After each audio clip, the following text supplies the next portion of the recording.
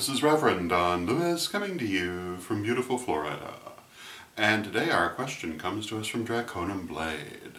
And Draconum Blade says that he has seen a lot in the news lately about Christians being persecuted for their beliefs. And he wonders if this could be karma for their past deeds against members of other religions.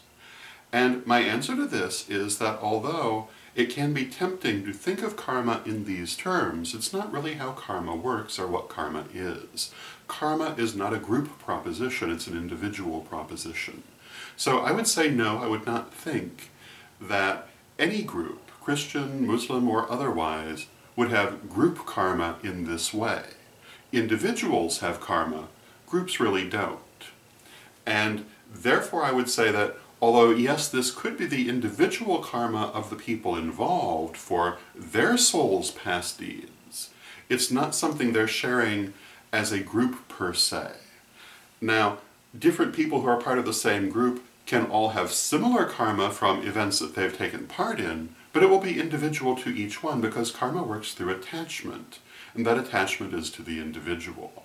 And so the individual karma that each person, or rather each soul, is carrying will not be identical. And again, I don't see that karma is something that is carried by groups, or as Kipling put it, the race is run by one and one, never by two and two. Therefore, even if you're part of a situation where a large group has done something that should generate karma, you will not see the same karma for every person in that group, or necessarily any karma for every person in that group, because each one will have an individual experience. Now, that's not to say that mass movements don't generate a great deal of karma. However, again, it would manifest in an individual way. So is this karma for the past actions of the people involved? Well, yes it is, but not as a group, but as individuals. And this karma does not necessarily come from past lives that these souls may have led as Christians, or even necessarily as people who were perpetrating persecution, but rather from past lives that generated an attachment to this situation, which carries lessons that their souls have not fully learned. Now, having said this, does the fact that there's karma involved make it right that it should be happening? Well, no, it doesn't. Right and wrong are a separate matter from karma in terms of how we live our lives. Our ideas of what are right and wrong are based on what we are doing now, and are a separate thing from divine justice. They have to do with our ideas of justice. So certainly I would not consider this to be a good or a right thing, regardless of the karmic patterns that are involved. It is wrong to persecute people because of their religion, no matter what their religion is.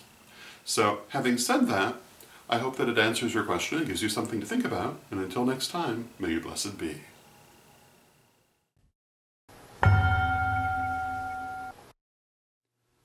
Reverend Don, super omnibus of incantations and invocations for all occasions.